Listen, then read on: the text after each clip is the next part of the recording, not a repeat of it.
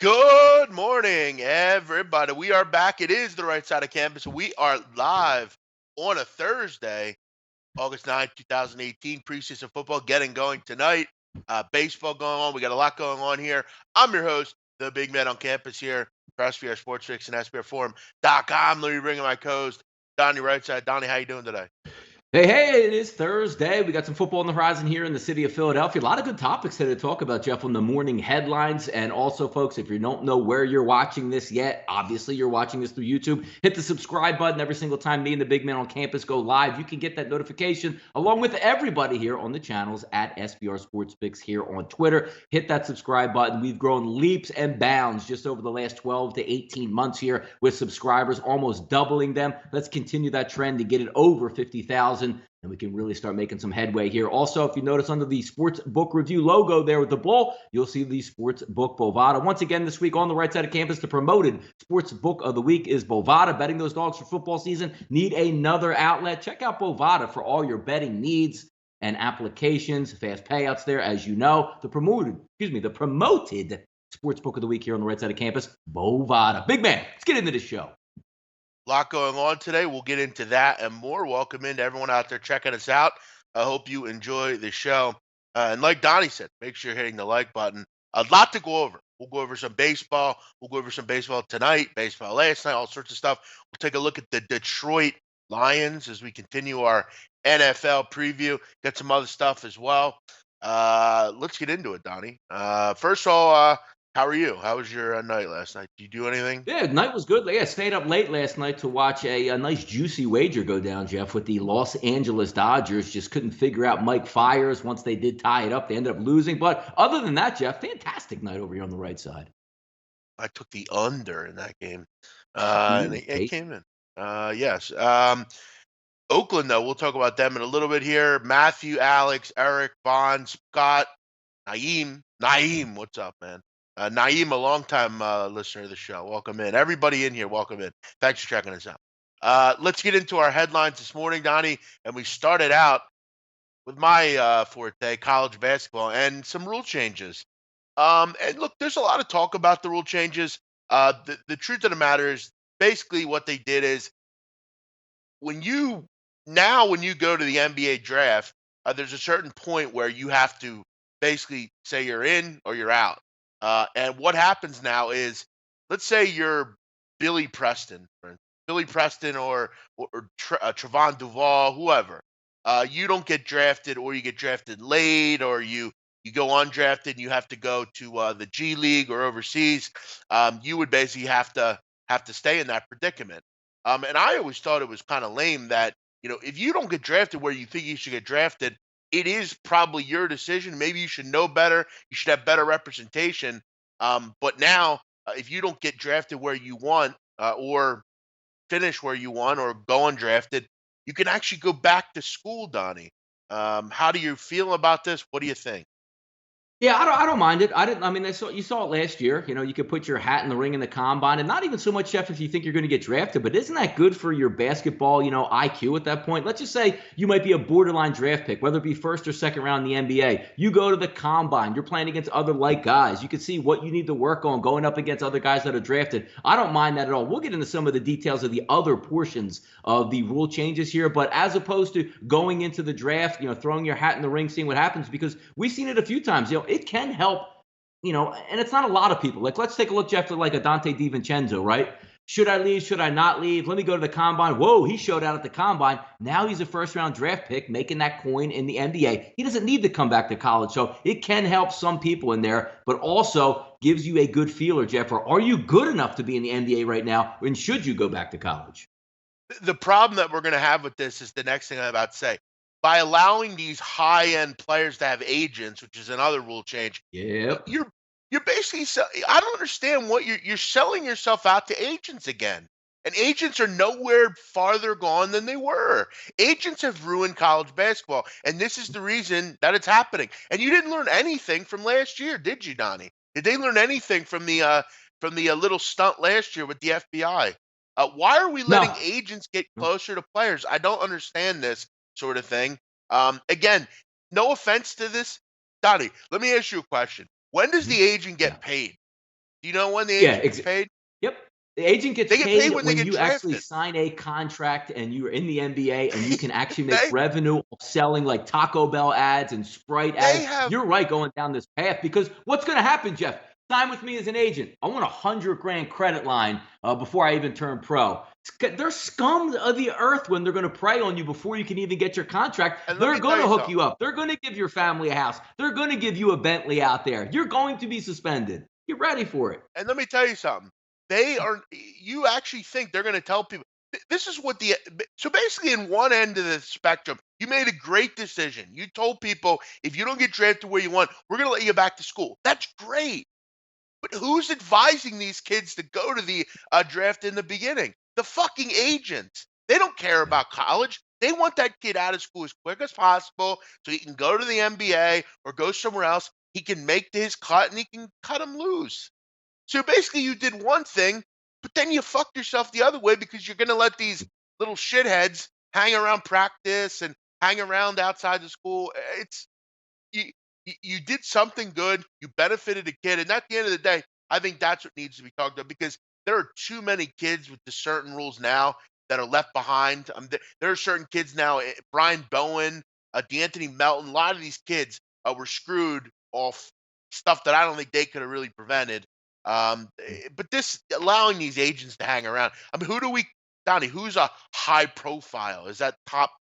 Is that the top 10 picks? And what does that consist of exactly? Yeah, exactly. Who Um, look? Where's the money coming from to say who my guy is a top guy, or now I'm not going to play with USA basketball because they're going to hold a grudge? Some of the, I mean, look, when you roll the ball down the hill, at least the ball is rolling down the hill. Do you know what I mean? Like it's going to help the college athletes, but they just come up with like ridiculous things year after year after year, and then try to play and like bring them back. It doesn't make any sense. Like the whole thing, like if you said get into the draft, and even like the NFL has an advisory board. Like before you even go to the draft, you have 10 agents and 5 other guys outside the realm saying, you know what? Dante DiVincenzo, we actually have talking to NBA teams. They have you slotted between 23 and 28 in the first round. So you say, you know what? I'm going to go to the combine because I think I'm going to be a first round pick. How about if they just send you like, hey, we think you're going to be a late second round pick? Well, I don't believe that. So I'm going to go to the combine and put my name in the ring anyway. So there's so many things that you can talk over on this, but the agent part, you're right, is the worst part about it.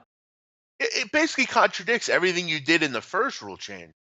It's good there, but no agent. So let's say you're a fringe NBA Donnie. Let's say you're Mike Dom. Oh, you're not. That's not a good example because he's a senior anyway. But let's say you're a junior, right? And you might go to the NBA. You might be a second rounder. You really think a fucking agent's going to say to you, "Hey, listen, man. Um, Yeah. I don't Yeah. know. You might get drafted, but I've been hearing you might get drafted higher." You really think he's going to say to you, "No, listen, Joe. I think you should get back to school." I think that's the best. That would be what you should do as a human being Yeah. and as an advisor to someone, because that's what you really are. You're the advisor. Yo, Like, Jeff, how about an agent doing this? What agent's not going to say, like, I think I can sign this guy because even if he goes overseas, I can still negotiate a contract. And he goes, Jeff, Denver at 17, I got the inside tip. They're going to take you yeah, if you go pro this year. yeah. I mean, That's what's going to happen. Are you going to? agents Yes, are yes. complete scat. They're complete, scoundrels. They're not going to tell you the truth. This is one good thing and then one bad thing. The rule change canceled itself out. Let's move on. Buffalo Wild Wings getting into the action or wanting to get into the action. They're discussing, Donnie, possibly turning their restaurants into sports books.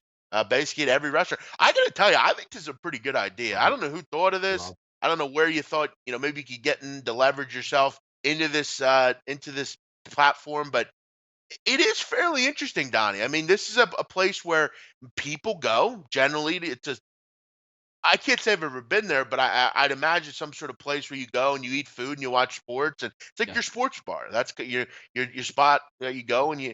It'd be interesting to have like a little ticket thing on the side of your table. Like when you used to go to like TGI Fridays back in the day, Donnie. Mhm. You could control your music in your booth. Do you remember that? Yeah. Like there Yes, were of certain course. restaurants you Or could even go in to. the Yeah. diners. The diners, we'd have the little thing where you flipped it around the rotor and you put like 2 quarters in. You got to Yeah. play your song there. It was made famous in The Sopranos in the last episode. Yes, correct. Yeah. Yeah. This there would be basically that, but you're at your own table and you can, I would imagine there'd be limits on what you can bet at this kind of stuff and that kind of thing. But you got to admit, it's a pretty interesting thing. According to in July 17, though, maybe one of the reasons behind this is a slumping revenue. CEO Shelley Smith blamed slumping revenue on millennials, saying a letter to the shareholders that millennial customers are more attracted to ordering Yep. delivery and eating quickly. Yep. Basically, she wants to attract those young kids by saying, "Listen, why don't you come in here, bet some games, and eat food?" It's not a, it's actually a pretty good idea if you can make it work. Yeah, no, I like it. They're right about the millennials, Jeff. I guess if Buffalo Wild Wings changed and just only had toast and avocado, you probably would attract more millennials. But this is a genius marriage, Jeff. We live in the area, and again, I'm going to use a term that is really indigenous to the Northeast and New Jersey and Pennsylvania, Wawas. There are convenience stores with gas stations. If you remember, Jeff, not so long ago, let's go back 20 years, where you just had separate convenience stores, whether you have a Quick Check, 7-Eleven, whatever it is. Wawa is the source here in the Delaware Valley. They added gas stations about 15 years ago and tripled their business, not because of getting gas. You pull in and get gas, and what do? I'm going to head right into the convenience store, buy cigarettes, buy something to eat, grab a sandwich, grab a Coke, whatever it would be, and then head out. So it's like an all-in-one stop and shop. If you are a younger guy, look, I'm just going to only use when I grew up, Jeff. In my 20s, you had some expendable cash. On a Thursday night football game, call up your buddy. Dude, let's hit Buffalo Wild Wings out there and let's place a wager, relax, have some beers, and watch the game. It's absolutely positively genius on their point, because whether or not you like the food or if it's Hooters or if this catches on, that is your target demographic. The guy that wants beer and wings, Jeff, you know what he wants? To watch the game. And more than that, Jeff, he wants a bet on the game. It's genius by them. I love it. I really do. Well, I'll tell you where this could be a concern, though. This is a problem when you start getting people that are heavily intoxicated and making bets. Again, I guess you can't really prevent that now anyway. So what does it really matter? But it will set up an interesting dynamic, Donnie. You'll have interesting things going on in the restaurant. You have one group rooting for one thing. It'd be like a sports book basically, except there's food and you know, stuff available. It's I think a good idea. I think it's definitely something they need to make happen, and it'd be wild to be able to go to a restaurant and just bet on stuff. Um, and No, yeah, I but think Wawa maybe. says 3 times the business in there from the Wawa. I mean, they turned into a mega company once they added the super convenience store with the gas station. Whoever made up that idea, they should just pay him out like 50 or $100 million and send him on his way. Because when you can add on stuff like this, it only adds revenue. And again, people, Buffalo Wild Wings doesn't really have good wings or good food. It's not even the point anymore. I mean, is what does Applebee's have great food? But you know what? If Applebee's added a ticket taker along with, because you know when you go in, Jeff, now you have the little, like almost like little kiosk where you can pay right at your table. The kid can play a game. Now you can put your wager in on that goddamn thing. Wow. I Listen, love it, man. the whole thing of they have bad food. Listen, they're a chain. That's what chains Yeah. are. They don't have good Wings, food. They're not burgers, known. fries. Yeah. Yeah, Yeah. I mean, I bet all of you people go to McDonald's. McDonald's is horrible food, but it's Hey, cheap. now. People like it, and it's quick. All that fast food. None of it's fine dining. I wouldn't eat at Buffalo Wild Wings, but I don't really eat wings or shit like that, so it's not really for me. But I think it's a great idea, and I'd probably go there. Honestly, Donnie, I'm not someone that would regularly go to Or that not even if place. you wanted to eat there, Jeff. Like if your boy's like, Jeff, why Yeah, don't we just look? I'm hungry. Come out to Buffalo Wild Wings with me. You know what you're saying? Is like, I don't really want to eat, but you know what? The freaking Kent State or Wichita State's in action at 9. I'll watch the game, throw 100 or 2 on the game. Yeah, hell yeah. what's the vig on these bets going to be though? It's not going to be good. You know what, Jeff? It's It's going to be interesting odd. you bring that up because we'll get into another thing down the road. But the DraftKings came out in New Jersey. It's a pretty decent website there when you take a look at it. Now for baseball, we don't know what these VIGs are going to be because they're at least 20 cents lines, even more in baseball if you're going to pick a side. Totals are okay, but football's still the same. 4.5 minus 110 juice, but they're going to skew those baseball numbers. You're not going to get those 10-cent lines. But as long as you can take like if it's Wichita State, Jeff, in basketball versus Temple, Wichita's minus 3.5 if I take Wichita, but then don't give me minus 2.5 or plus 2.5 if I want to take Temple. You know what I'm talking about? Yeah, they need to be. Yeah, I hear what Yeah, you're they saying. better be correct. But Yeah. but it's this is an interesting idea. I'm Donnie. I'm one to watch games at my house or live. I'm not really into like the bar thing, but I think it's a great thing for America. I think this would really be a hit for restaurants for sure.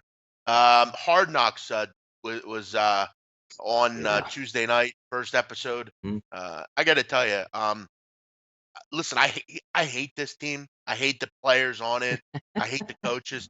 I mean, do we really not see at this point how completely delirious the Browns are as a group? I mean, the organization just seems to have no idea what they're doing. I mean, it's just an odd group of guys, a bunch of misfits, basically. The owner seems like a complete moron. The team is hard to like. I mean, Jarvis Landry's a bit likable. Nassib's a bit likable, but you know, Baker Mayfield's the biggest d bag on the history of the earth. Uh, I don't know. I don't think it's about whether you like the players or not, though. But you got to admit, Donnie, the Browns as an organization are hard to root for. Which is good, which is what Hard Knocks is about. Like, you want to see the in-depth working of the organization, and sometimes, Jeff, you can probably, without watching Hard Knocks, go through it. And there's a lot of stuff that's even on that first episode that sort of makes it like, you know what? This is what the Cleveland Browns are. How about this, Jeff? You got Tyrod Taylor out there, which I don't love as an NFL quarterback. Great guy off the field. Unbelievable teammate. Do I think he should be stewarding your football team? No, I don't. But a very capable backup that if my franchise guy goes down, Tyrod can come in and provide some needed depth out there and carry me through a game or two. I certainly believe that. But when you watch, he's in that place, Jeff, 5 a.m., nobody's there, working his ass off. And they made sure in Hard Knocks, which probably the Cleveland Browns wanted in there, to get on Baker Mayfield, because it almost seems like Baker's like, yo, what time we got to be at the meeting, coach? 9 o'clock? Good. I'll be there at 9. Meanwhile, Tyrod's in there at 6 a.m. So you see Hugh Jackson pull him aside and said, hey, look, these guys watch you. You're going to be our franchise quarterback, and you're damn near the last one in here, it seems like. And he's like, yeah, I'm good, coach. That shows you what the Cleveland Browns are about. Listen, not for nothing. And I think this is some point that has to be made. I don't think he's the only rookie being told that. Hey, that's happening everywhere. I mean, let's stop making not quarterback. Not starting maybe quarterback, not. man. Maybe That's it. not. You're right. Any other position, wide receivers, I don't give a damn if you come in. But there is something to be said about, because when you get into that fight, man, you're in that huddle, you need to drive down the field. The quarterback's got to be the man. And if he's showing you the way, like, bro, I was in here at 6 a.m. busting my ass. What were you doing? That's infectious throughout the team. Because if your franchise guy, Jeff, shows up at 9 o'clock for a 9 o'clock meeting, that goes a long way in that locker room where everybody's like, he's the franchise guy. He don't come in early, coach. Why I got to be here? See? Yeah, I often wonder, though. They say it's not scripted, but a lot of this shit seems scripted. Oh, it's the Tyrod. Let's make it look like Tyrod comes in early every day. But a lot of quarterbacks are like, I mean, they're the outlying breed where before the sun even comes up, they're in the building because they have to be. There's a lot of knowledge and stuff going around, as opposed to maybe a defensive lineman. Does he have to come in at 5 a.m. and watch film? No, it's pretty cut and dry what he has to do. But I do find that interesting, especially, Jeff. It's not like, let's just say all the quarterbacks came in at 9 o'clock. That's just what they do at Cleveland. It's a bad look when you're the number one guy and you want to earn that starting spot where the backup is outworking you left and right. That's an awful look. Yeah, I mean, again, I think it's all written. I think they tell them what to do and what to say. And listen, is it all scripted? No, but I think they put out shit for the face of the organization on what they want to happen. But listen, also another thing, Donnie, was it really necessary? Okay, and I mean this with the utmost respect. Hugh Jackson, his brother and mother died. Okay, Yeah. Was it really necessary that they sat in the room as he was weeping on air? I mean, give the guy some space, for Christ's sake. I mean, But they want to is give you that an all-inclusive necessary? look, though. Yeah, I mean, it adds No. depth to say, like, these guys are actually human. I don't mind those parts because I like the human element and the real emotion that goes into it. And football is a completely different situation. How many people wouldn't be able to function at their normal job or even show up if your brother dies and then your mom dies? You would need 2 to 3 weeks off. But in the NFL, there are no days off. Like, he literally, flew out to his mother's funeral, was going to fly in the same day out there. Football is just a different animal at that point. But I like the humanity of it of what it actually showed. I don't. I thought it was let the guy give the guy some space, for Christ's sake.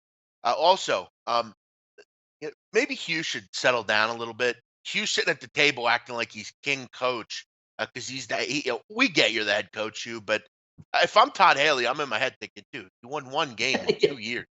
Should you really be talking like? Let's We're see gonna if be you're like there in it's the the middle of the Patriots. season. Yeah. Let's give maintenance days to an 0-6 team. Like, hey, if we lose Duke Johnson, that's not going to really help you. So what if you lost Duke Johnson? You didn't win a game last year. Can we at least put them through the ringer to see what we have on the opposite end? Oh, that was a great moment in that show where he was like, hey, I sit here in this chair, and Haley wanted to say, like, how many games did you win? I also love how Greg Williams is acting like every team in the league wanted him. Oh my Oh God. yeah, he turned down 7 jobs to come to the NFL and could play with coach with the Browns.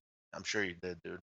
Well, maybe Um, maybe it's a business move on his part though, Jeff, because when you come in, like let's take a look at Hugh Jackson. Hugh Jackson survived an 0-16 year. Let's just say, like, and again, who knows what they're going to win? Let's just say they go 3-13. You can't really fire Hugh Jackson because your team took a monumental step forward this year. Maybe if Greg Williams comes in and the Browns stink on defense, he could just say, "Look, we always stink. It's going to take a while." But if the Browns actually improve, like he's like, "Look how smart, look how genius I am. I came in here and improved this defense." It might be a good business move for him. and see, I'm Hugh Jackson. I jumped into Lake Erie, and that fixed our whole season. It was a cleansing. Let's move on. PGA Championship gets going today out in St. Louis. Got a lot of golfers, a lot of interesting odds for this tournament. Donnie, do you want to hear who I took today, Donnie? I do want to hear what you took. Yes, because I'm interested. Okay, I'm on Tommy Fleetwood. That's your every week. Can we just count that in every week for you, Jeff Fleetwood? I like it though. Yeah, I think he's getting close. I think he's going to I hit. like him. I do. I I think like he's the gonna. guy. I do. And by the way, I'm actually golf to bet on is fun. I will make that clear. I took Bubba Watson 40-1. Okay. I Hmm. actually took Bubba Watson also to finish 39th or better. I think he's going to do well in this tournament. I took your boy Finau. Yeah, he struggled out of I the took gate, but long tournament. Yep. I took Webb Simpson, big odd, and I took Rory. Yeah, I like Rory. I mean, Rory should do Rory's well kind in of this. Let me scroll down and see how some love. Fowler looks like he's 1 under. Phil Mickelson 1 under. So some guys are doing well. Looks like top of the leaderboard. Ian Poulter, Jeff. No surprise here, playing well lately. -3 right now. Jim Furyk -2. The old man. And Justin Thomas.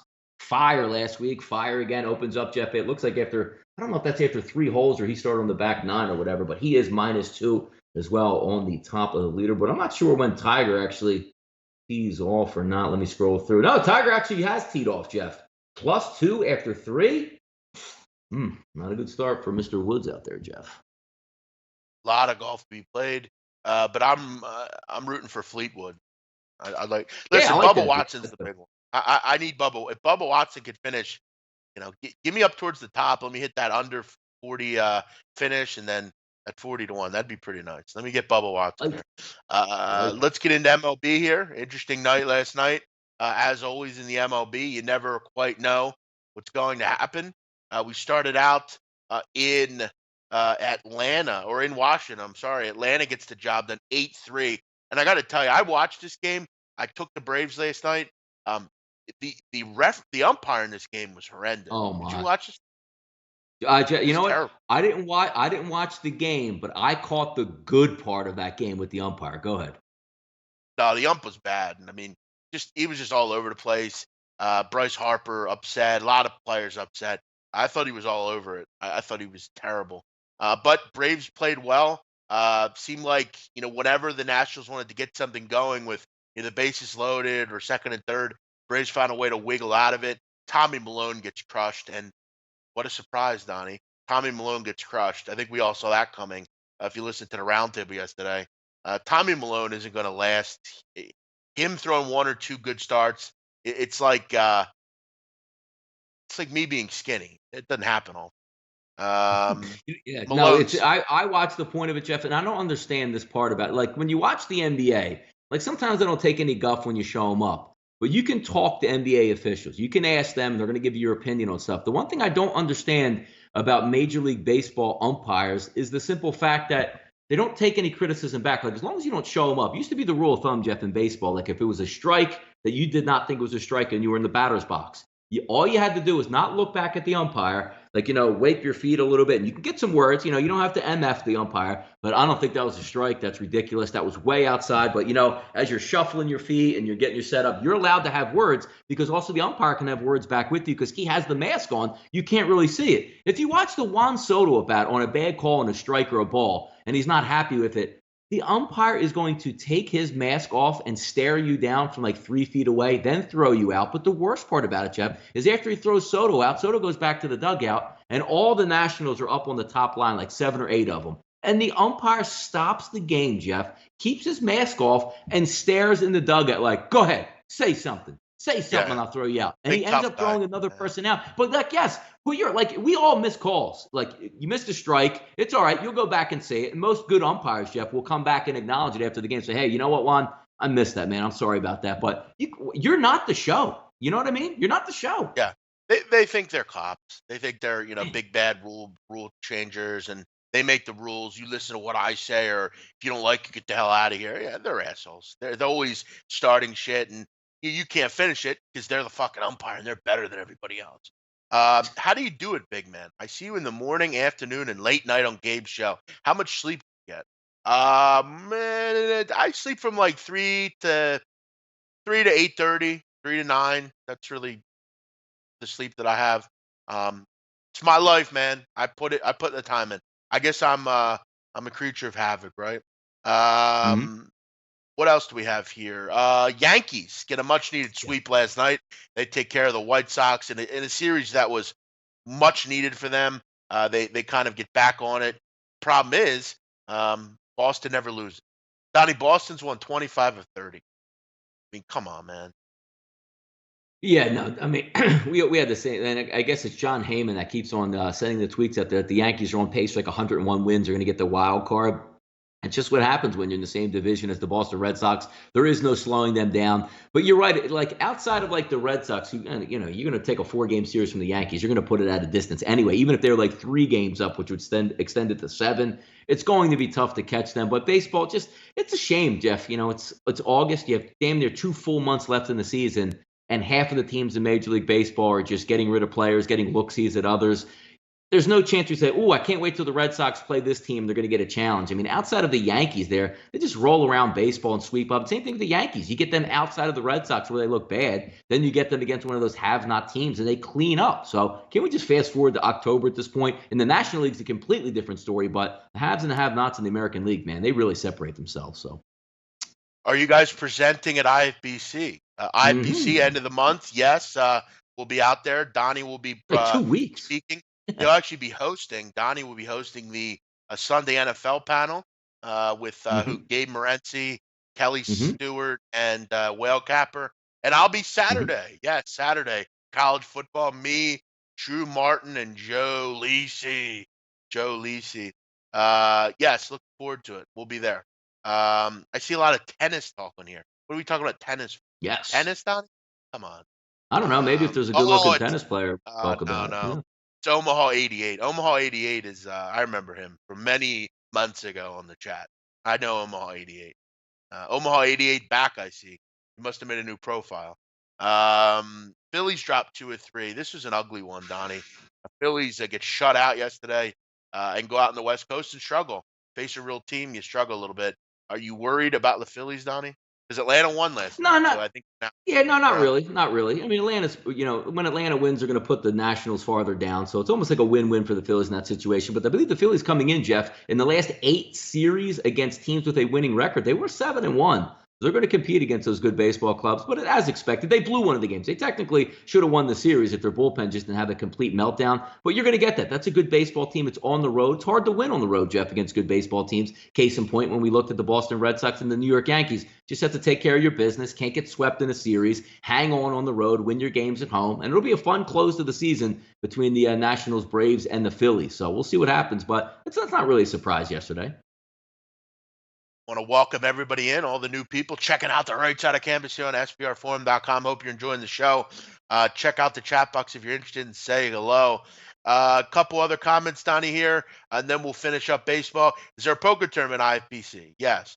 Got to talk soccer today. No soccer, no time for that. We talked about it on the channels. Check out the Europa League show. Me, Alex, and Mark Stinchcomb did it. Chris Carter has the nerve to show his face after those comments last night. Chris, those are weak comments by you. You should know better. Listen, we would talk about Penn State if we had the time. Okay, we We didn't talk about unfortunately don't have Purdue. enough time. We didn't talk about Indiana. We didn't talk about Yeah, I Rutgers. mean, listen, we'd love to talk about every team. I think everyone knows at this point by now. If SBR gave me an 8-hour time slot to talk about every single college football team from 1 to 130, I would do it. That's how much I love it. I would do it. So when you come at my character and say, you didn't break that down, you need new guests. Listen, I wish I could talk about every game. Unfortunately, we only have an hour, and we only have about 15 minutes to talk about one thing. I've asked for more time. I get it. I'm sorry we weren't able to do it. Um, let's uh let's get going here, Donnie. Oh, and by the way, Premier League this weekend. Excited about that. Ooh. Oakland. I know Donnie. QPR's not in it, so sorry. They're Damn not it. in. Yeah. Um, Oakland, a clutch win last night. They beat the Doyers 3-2. Another big win for the Oakland Athletics. No, you're right. And you watched the game, Jeff. It was, Clayton Kershaw was battling last night. If you watched that game, very un-Clayton Kershaw like Jeff. I don't think he got his first strikeout to maybe the sixth inning or bottom of the fifth inning, but fighting through it. But credit the Oakland Athletics, an unbelievable performance from Fires, which I had it dialed completely opposite. Maybe a little bit uptight in this situation. You're going against a team that can launch in an American League ballpark. You're not going to get any National League guys. You're not in the National League ballpark where you get to strike out the pitcher. He was fantastic through 5 innings and then stretch it out. And that's a pretty good bullpen by Oakland in that instance. So kudos to the Oakland Athletics. They're a real baseball team, man. It's fun to watch. I hope they continue down the stretch and get into the playoffs. As you know, Jeff, it's one of those teams where even though I have to pour a little bit out because if Triggs was along with this run, you feel a lot more wholesome about this and be a lot more excited. But hey, Oakland Athletics are a good baseball team. They did what they had to do, Jeff. 2 out base hits are going to win you some bets. And look, if you're the Dodgers and you bet the Dodgers, you got to score more than 1 run in the first 5 innings. You got to score more than 2 runs in a ball game in an American League ballpark if you want to win. Nice win by the Athletics, man.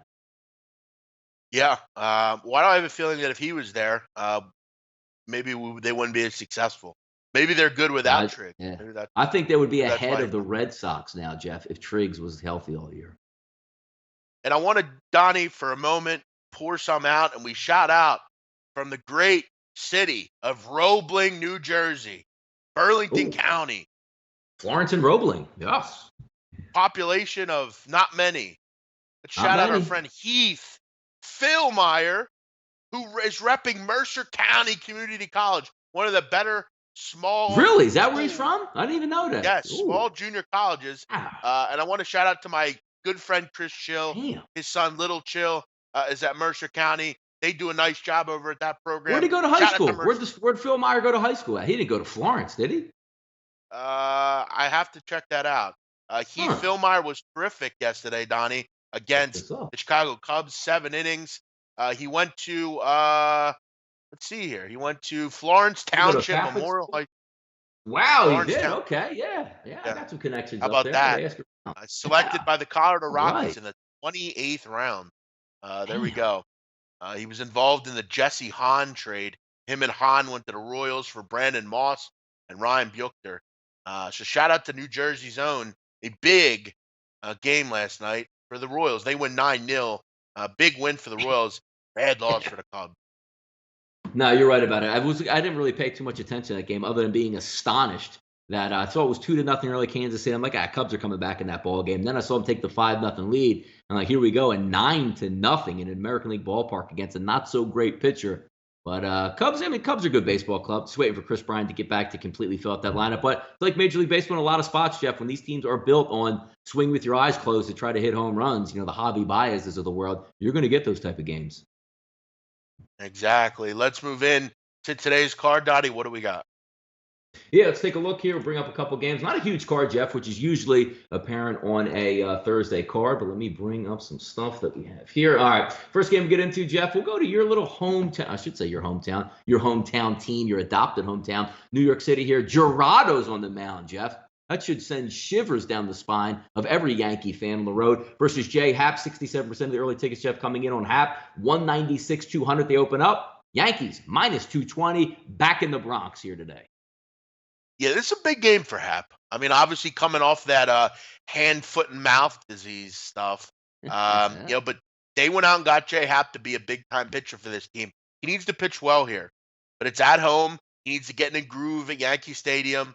He's generally been good there. He's had good numbers against Texas. This Texas team hitting the baseball right now. They're scoring almost 9 runs a game over the last 7, so they're coming in pretty hot.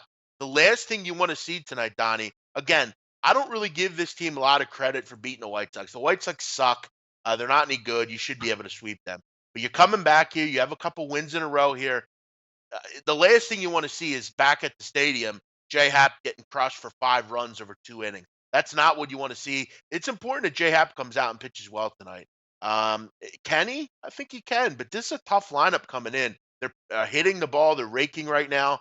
But Gerardo, I mean, look, Ariel Gerardo is a guy that has really just kind of filled in admirably, I guess, for them. He's actually pitched pretty well. But you're going to a new stadium that you've never pitched at before. It's a small ballpark. I would hope the Yankees can hit here a little bit, but I never know anymore with this. I mean, they're only hitting like 185 over the last week. They need to get it going. Maybe getting back home, a place at the 38 and 16 will make it better again.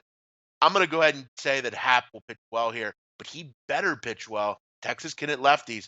The last thing you want to see, because the world was ready to end when they lost 4 in a row to the Red Sox. If Happ gets crushed here, what do you say about that rotation?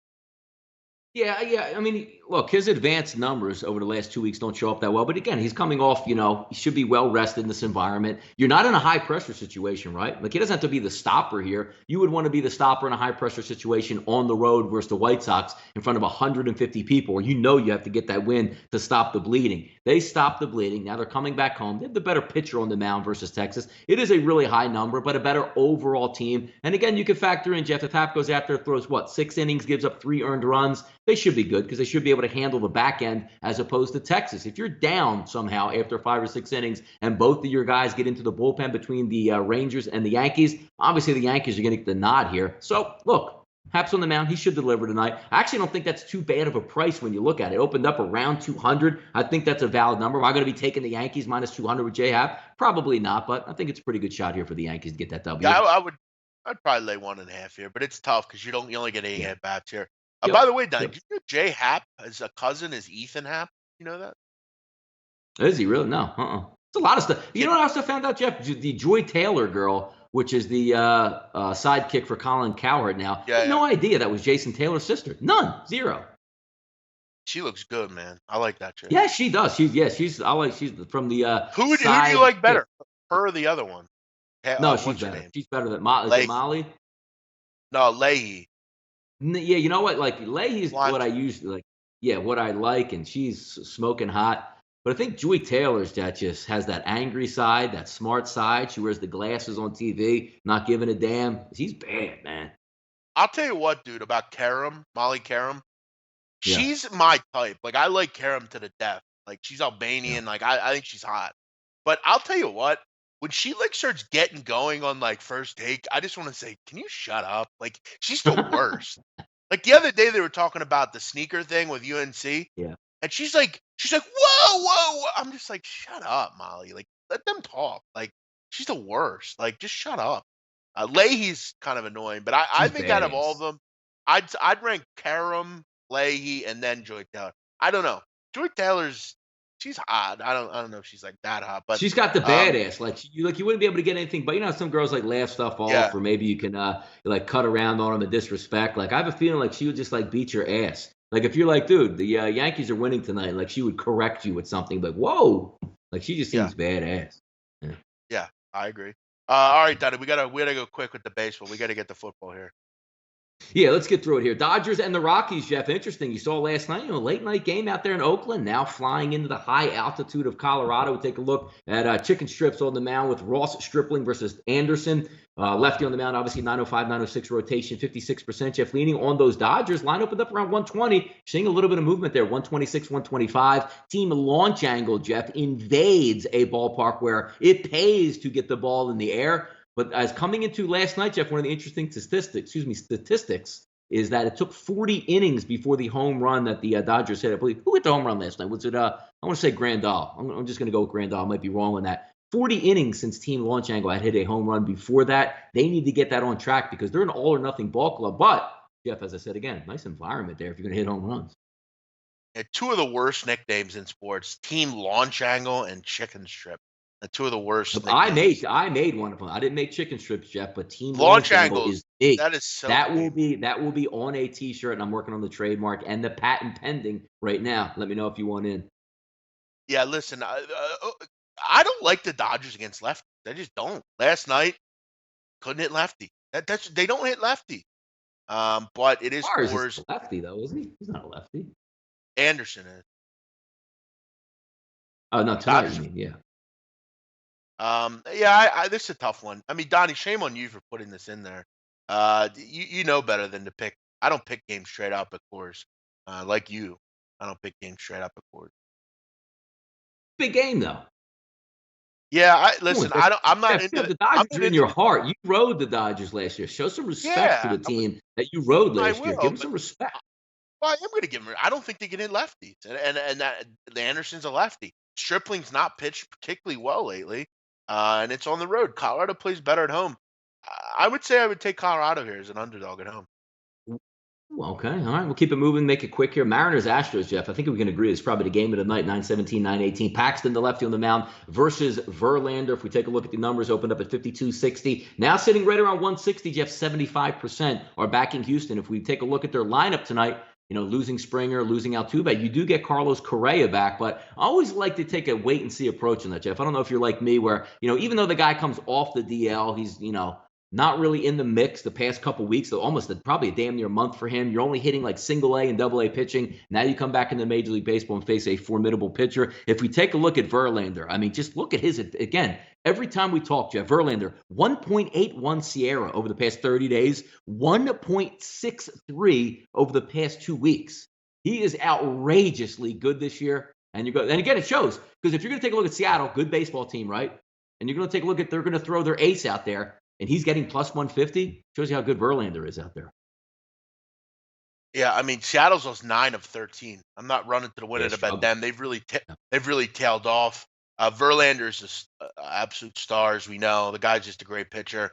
I think they continue to struggle. If you're going to give me a game like this, I'm going to lean towards Verlander and Houston.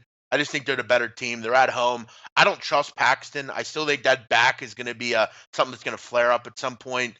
Verlander is just someone that I'm interested in here. I don't like the way Seattle's playing right now. They're just not playing well.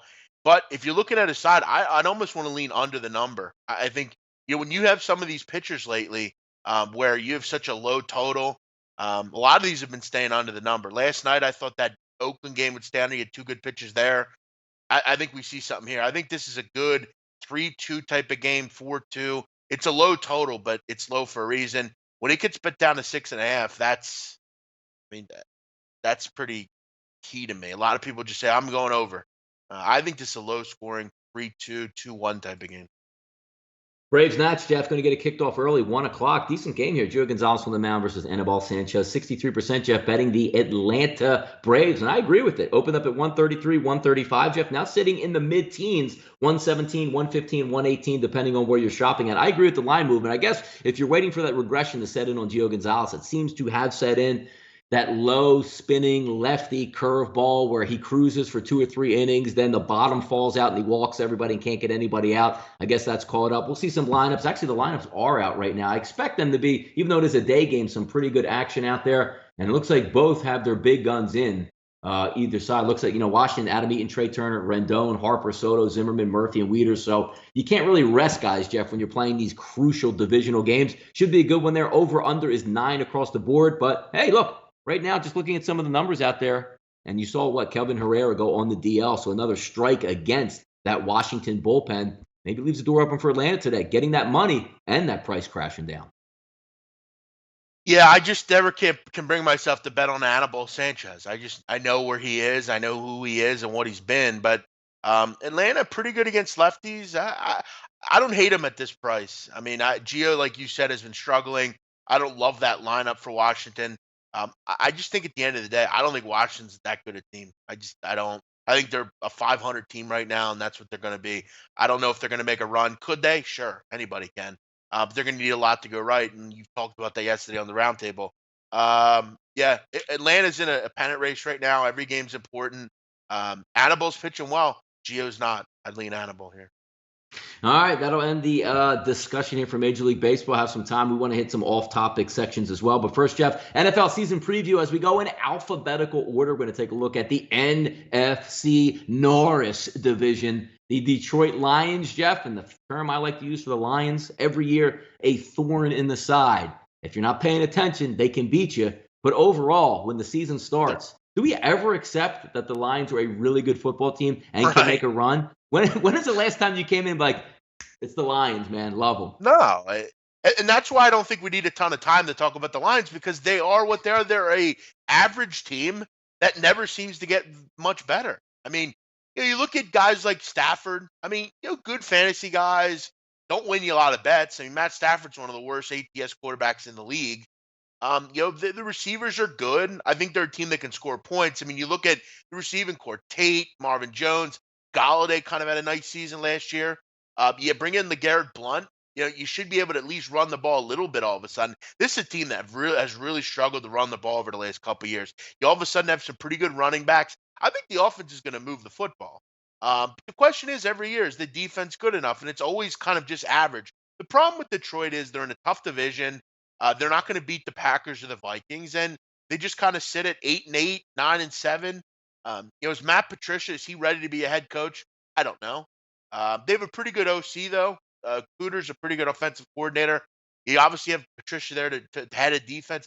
I think, like you said, there'll be a thorn in team sides, but with them, I'm never willing to take the next step and say I think they could be a playoff team. I think they can win the division. Because I'd just be kidding myself if I thought they could win the division. They're just an average team to me. I don't really see a lot of huge playmakers on the defensive side. I mean, you know, Ziggy Ansah is a pretty good player, and Jared Davis comes in from Florida. You would hope he's a good player down the road. The secondary is just kind of average. I don't see a lot there. They're just an average team. They're average up and down the board. I never think they can win anything. For me, they're about as average as it gets in the NFL. Yeah, we remember the 0-16 days, but last 5 years, 7 wins, 11, 7, 9, 9. They're always hanging around, but it always seems like they can't get over the hump. They get some injuries. And how many times do we have to talk about, like, nobody can rush for 100 yards? You never get a bell cow running back there. At least you add LeGarrette Blount to add some versatility back there. You have the little speed Waterbug guys, now you can get some power back there. Stafford's a really good quarterback. He does get banged up, but when he's healthy, still tough to win in the dome. But you're right, Jeff. What does it all come down to here? Are the Bears going to be a good football team? I think they're going to improve. I think Detroit's always going to be Detroit. But look, you're not fighting with one team that, if you see something happen, you can catch them. The Packers, to me, and the Vikings are clearly ahead of Detroit, which leaves, Jeff, right in that realm where if the Green Bay Packers go on the road and play at Detroit, or the Vikings go on the road and play at Detroit, that's a tough divisional game because they can sneak up and play you very well. But from their future prognostication here for me, Jeff, I don't know how well that translates because you're right. It's the Lions, and I always said, look, thorn in the side. What do we get? 7 and if you'd be surprised, Jeff, if they ended up 7 or 9, 8-8, and 9-7? No. Would you be surprised if they went 3-13? Yes. Would you be surprised if they went 13-3? Yes. It's just the Detroit Lions. Yeah. I think they're a 7-9 team. I think there's some winnable games here. I mean, you should be able to start out the season with a win at home against the Jets. You got the Yeah. Dolphins mixed And that's in. always You got nice. the Bears. Yep. Yeah, you got you can maybe try to win a toss-up game against the Seahawks. That's at home. You get the Bills. I mean, there's some winnable games here, but again, you got to play the Vikings twice. You got to play the Packers twice. There's some tough games in the schedule. To me, they're 7-9. I think that's right where they are. I don't think they're going to make the playoffs, and I think they're going to be largely, um, you know, they're not going to move the needle for anyone really. I think they're. I don't think they're good enough to be good teams, and I think they're good enough to be bad teams. They're right in the middle. That's truly what they are, and that's why I don't think we need to spend a ton of time on them. I agree with Ayusha here. I think the Bears are a sneakier team than the Lions. I'd be a little bit more upside wise in the Bears than I think with the Lions. So yeah, I mean, basically the Lions are average. That's what they are. They're 7-9, 8-8. They are every year. And in the NFC this Yep. year, that is not going to cut it. Let's move on to off topic, Donnie. We have about 5 minutes, He did 6 it. minutes here. Two interesting stories, and I am fascinated by this first story. Puff Daddy Combs, aka Sean Combs, aka P Diddy. He goes by many names. We know him from his rap and entrepreneurial careers. He made Biggie Smalls. I mean, you just look Yep. at what P Diddy's been able to accomplish in his career. But I got to tell you, I'm fascinated by this news story, and I'll tell you around here, it's big news. It's been front page of the paper. Everybody's excited about this. Could P. Diddy maybe come back to Lancaster County? Now, keep in mind, Donnie, Lancaster is a place that people might not understand. I live in the I city, like it. Donnie, Yeah. right? Lancaster is, and I don't think you've Inner ever even course. been there. the outside of the area is country. There's a lot of Amish, that kind of thing. Yeah. Yep. Then there's the city of Lancaster, which is a little bit more rugged, and it's a typical Mhm. city. But the outskirts basically have the Amish. And when what they used to do, and I think they still do it actually, um, is it's a fresh air fund is what it's called. Basically, they take kids from New York, Philadelphia, the Mhm. different cities up and Bring down them the out to East the Coast, and they country. say, Yeah. yeah, maybe we want to get you. It's kind of almost like camp in a way, but they send you to an Amish family, and basically you live with them. You do what they say. You kind of live with them for the summer. And according to Diddy, he did this when he was younger. He went to Lancaster and he was with an Amish family, and he talked about how he would love to find them and see what they're up to now. And tell me that wouldn't be a good hour special, Donnie, on ABC. Puff Daddy comes back to Lancaster. He surprises this family who I'd imagine are probably old at this point, probably in their 70s or 80s. Yeah. And you wonder, the Amish are such private people. They live a different life than you and I do. Most of them at this point. Do they even know who he is? I mean, do you wonder? I think this would be fascinating to watch. Yeah, no, they probably wouldn't even want it, Jeff. And one of the more famous slogans or sayings I've ever seen that was according or about P. Diddy, Jeff, was this. Let me know if you remember this. He made us go to Brooklyn and get a cheesecake. Well, yeah, I don't think You it was as remember that? Spanish as you lead on, but yes, I remember Babs, I believe, said that on the No, it band. was one of the guys. Yeah, it was one of the guys. It Okay, was it was dialogue. Whoever had the whatever it was. Yeah. oh, he had the Jamaican accent, right? Yeah, Yes, that's right. right, that's right.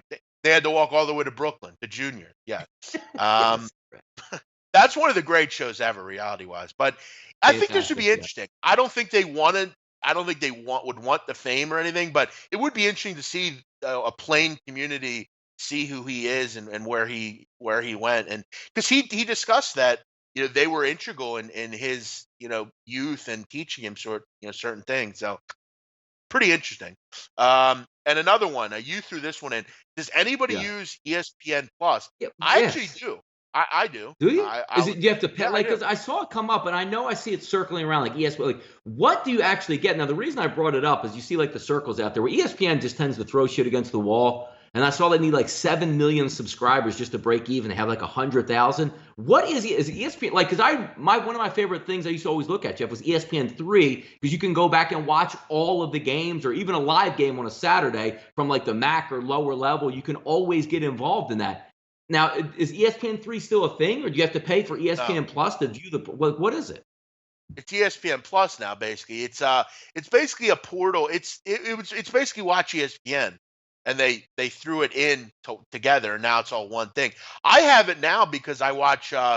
It has all the lower league England games. They put them on ESPN Plus. So like if I So let want me to get the hold on. watch, Let me get because you remember like they catalog like the last like 30 or 60 days. Like if you want to go back and watch like Air Force play Colorado State because you want to do some how they handle a certain situation.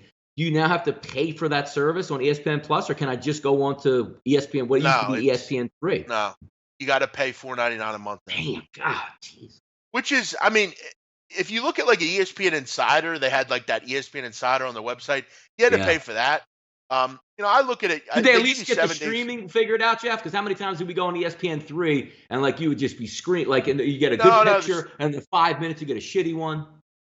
I'll admit the streaming is strong. I mean, I Ah, stream, good, for instance, good. Donnie, I stream two things. I stream the soccer games on Watch ESPN, and I stream Celtic. Their stream. Celtic Okay. streams perfect. I never have a problem with them, and they're just a team. But ESPN, I haven't had many issues with it. I mean, they have Okay.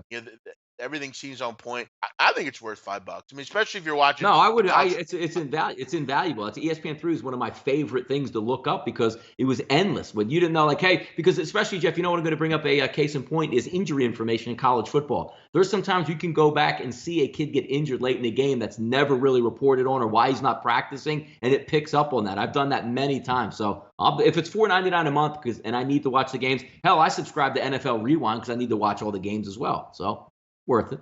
Yeah, I think it's pretty good. They have a lot of stuff that Yeah, you wouldn't have on ESPN. I think this is better arguably than ESPN itself. I mean, because a yeah, lot of you're this right. stuff is actually live sports and things like that.